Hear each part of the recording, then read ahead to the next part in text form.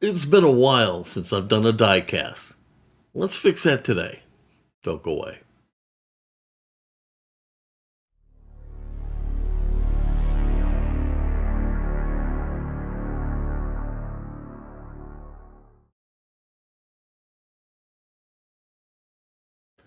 Hello, everybody, and welcome to Fat Guy Productions. I am Paul, coming to you as always from beautiful Las Vegas, Nevada.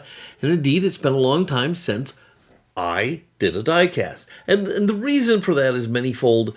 The diecast builds are a little more complicated to film and stuff like that, and I've been having a lot of trouble with my cameras. I have two brand new cameras working today. Hopefully you're noticing the difference, and I think I've ironed out all my problems, so I feel confident enough to tackle this project. Let's get to it. Well, it's been a while since I did a diecast video, and I gotta tell you, it feels great to be back in the saddle, but even more so because I'm doing a Redline Dodge Charger. I've really wanted to do one of these for a very, very long time. I got one at the Diecast SuperCon, and I'm going to restore this thing today. It's going to be a lot of fun, so let's get to work. As always, we need to go ahead and start by getting the casting apart. Of course, I'm going to use my Vix Bits and shielded drilling to do this, and it's going to work great on this car. This car has the perfect little dimples to hold the Vix Bits in place. It's just such a great way to do this, and if you're not using Vix Bits here, you are missing out. So, an anomaly here, and I don't really know why this works, but it does, so I'm going to tell you about it, but don't ask me to explain why this is a good thing. It just is. Oil. A little drop of oil on each rivet head helps the drilling process go so much better. I use a drop when drilling the car apart. I use a drop when drilling the post out. And I use a drop for tapping the post. Now, from what I understand, Paul Bechtel over at Diecast Graveyard has his own tapping oil, so you might want to check that out. I know I need to, but let me tell you, if you're not putting oil on your drillings, you're really making the job a lot harder than it has to be. And again, I don't know why it works, it just does.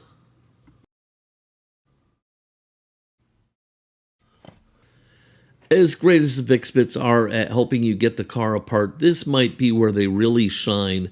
It's in prepping the end of the post.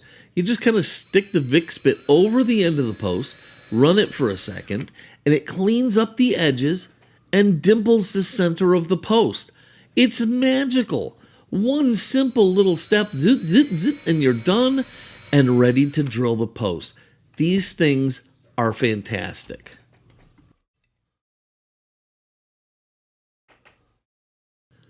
All right, so the car's apart, the posts are prepped.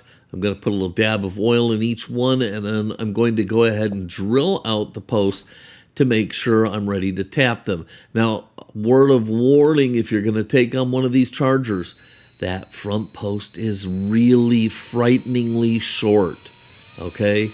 Be very careful. You could drill right through into the engine compartment. Nobody wants that.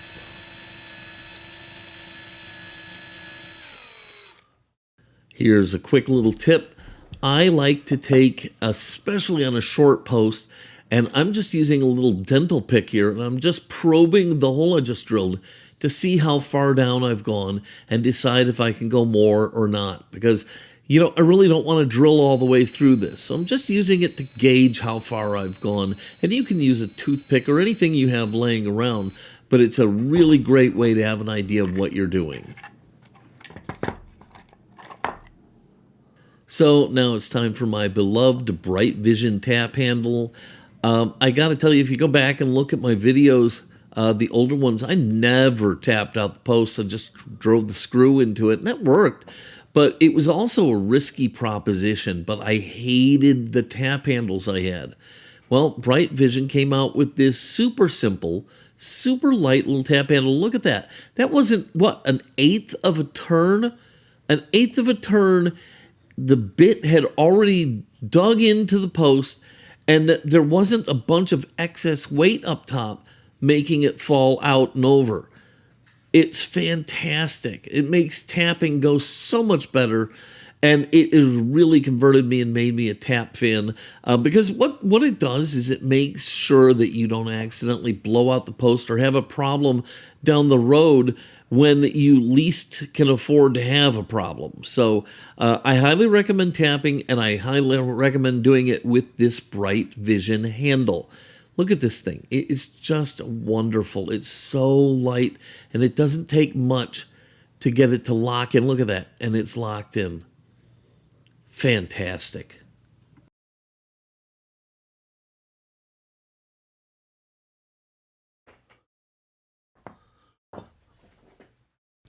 Now, I showed you a video, or at least I've got one ready to show you, on my Fantic electric screwdriver. I love this thing. I love it so much that I think I'm going to get the bigger one too.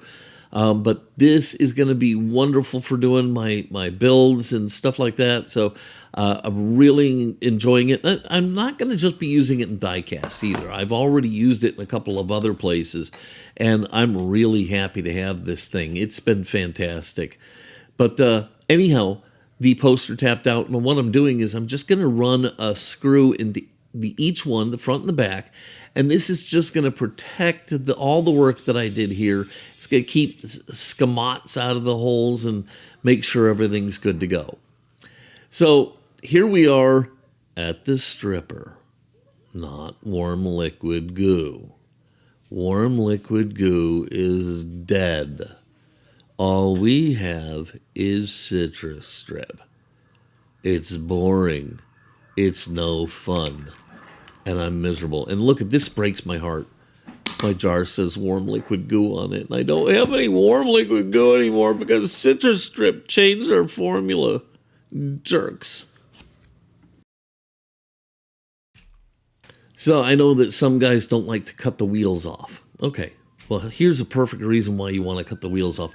This particular casting, the axles are riveted into the base. If you ruin the axle or the hub, you're going to have a lot of work to fix this, okay? It's just so much better and easier on this case to just snip away the wheel and be done with it, okay? Replace it with brand new ones.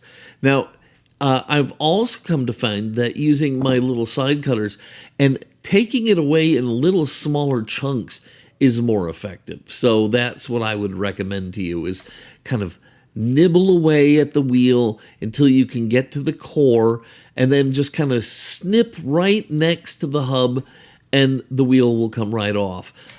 Because you really can't afford to break this thing. You know, you just don't want to. Otherwise, you're going to have to either use hot swap hubs or something. It's going to be a nightmare. You don't want to cross that bridge. So cut the wheels off.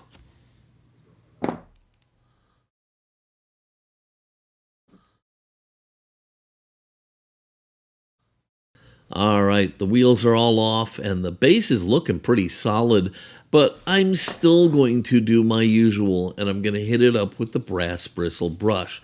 Why? Well, it kind of tells me where I'm at because it homogenizes the entire thing and lets me know what am I going to have to do to go forward. So I hit it up with the brush, and then I take a look at it and I decide what's next. After the brushing, I realized that this base is pretty solid and good looking, and it really just needs the magic of Flitz. So I'm going to chuck up a brand new buffing wheel into my rotary tool, and I've got my Flitz out, and we're going to polish this up. Little anecdote here, ever since I redid the room, I can't find anything. I'm not even joking. I searched for like 20 minutes to try and find the Flitz. I couldn't find it. I had no idea where I put it. Finally found it and was able to get back to work. But yeah, that's one of the bad parts about redoing your room where you do all your projects is there's a learning curve to go with it. So anyhow, I found the Flitz. Let's polish the base up.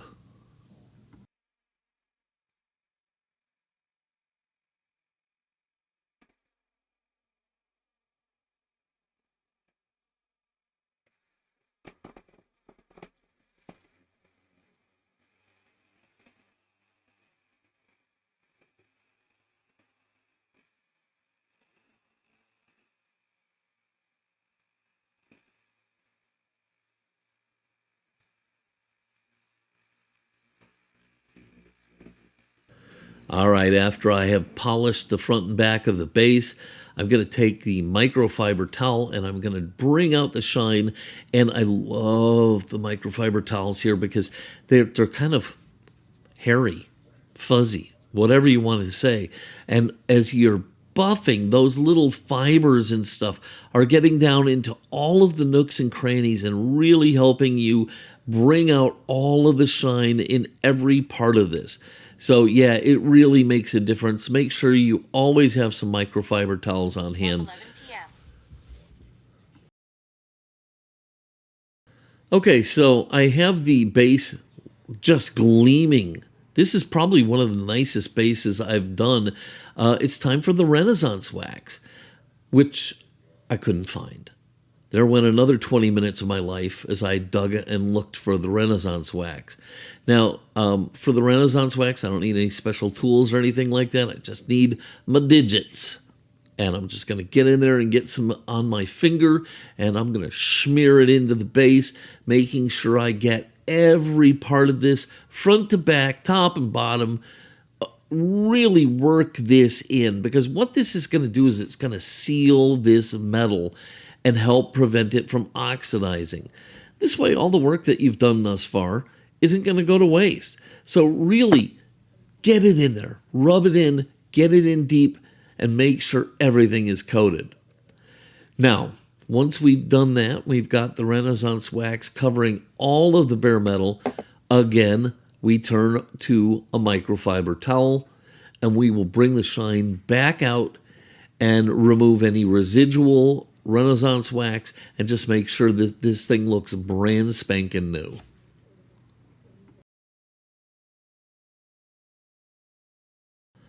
All right, as long as we're in the shiny and polishy mood, let's turn our attention to the glass. Now, I'm going to tell you, this is a mistake right here. I'm making a mistake.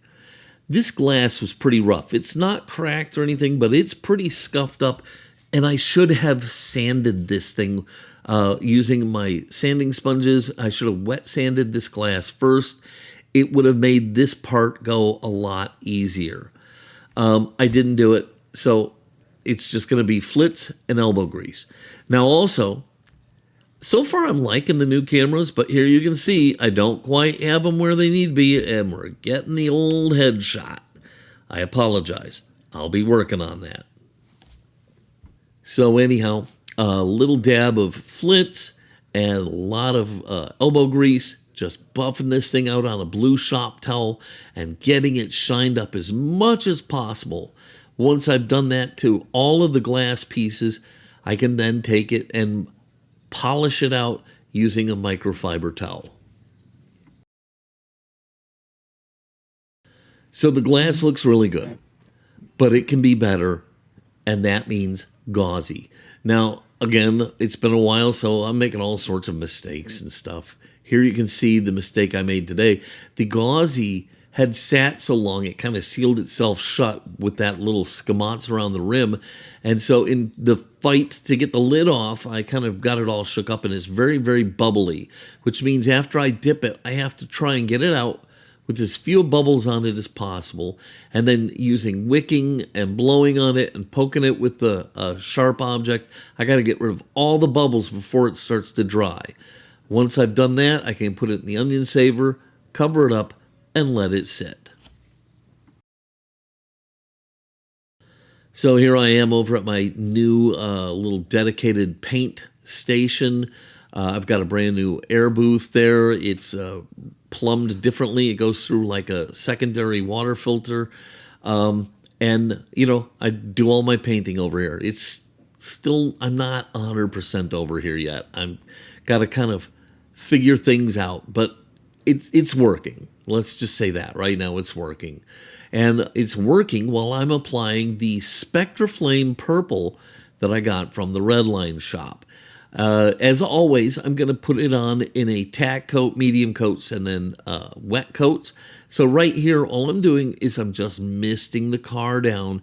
You're barely going to see any color whatsoever.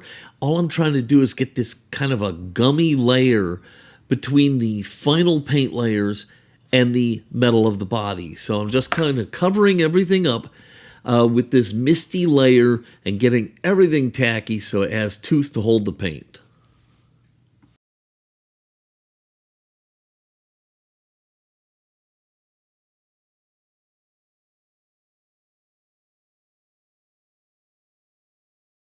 Now, I am using a SpectraFlame Purple, but my car is going to be darker than it was originally because I'm putting on a couple extra coats just because I want a darker, deeper purple than came on it originally.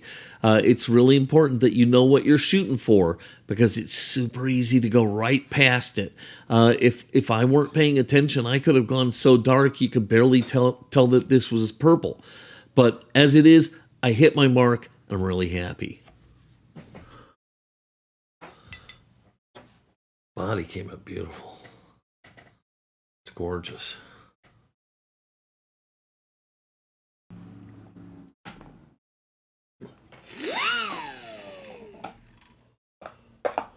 Well, tell you what, I have lost my axle straightening tool. I got to be honest with you. Okay, let me point something out to you that maybe you haven't put together here. The renovation was not perfectly wonderfully smooth. Okay, there were some issues there.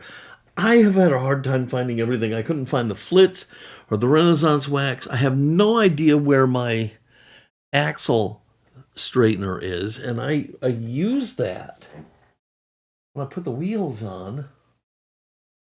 Should be right here. I don't see it. Also because I have a mess. But I use it when I put the wheels on to make sure that I don't bend the axles and I don't seat them too deeply or anything like that. So now I've got to figure out a way to do it. Now also what I'm going to do here, first of all, let me point out this base came out beautiful. Okay, one of the nicest bases.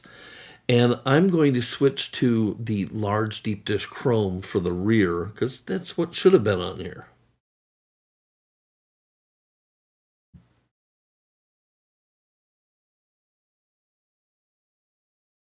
Okay.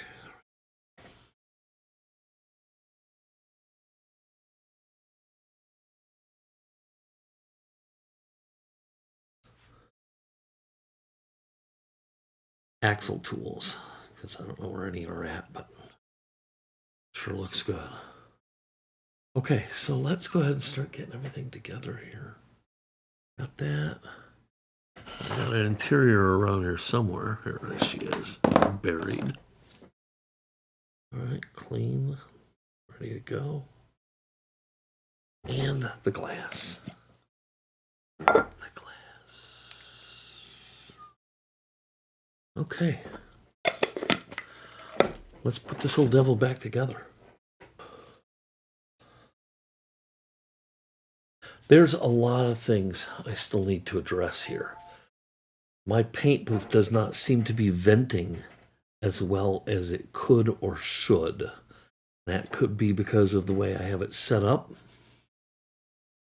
I am having a hard time finding certain things. I need to organize that a little bit better. Still have work to do.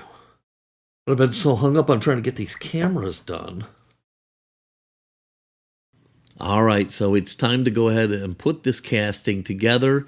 After we have it together, I'll break out some Molotow and paint in the little gas cap, and I'll break out some Tamiya clear red to do the taillights. But short of that, this casting is done, and we can now take a look and see what we've got. Some washers.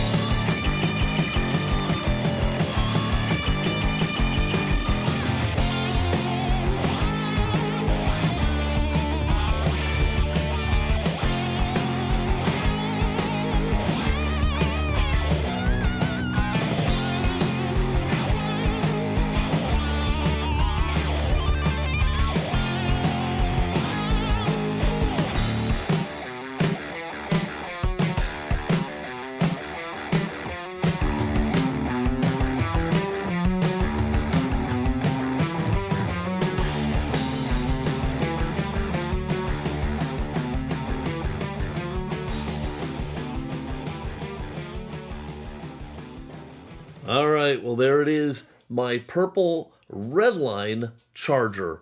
And man, do I love this thing. It came out so nice.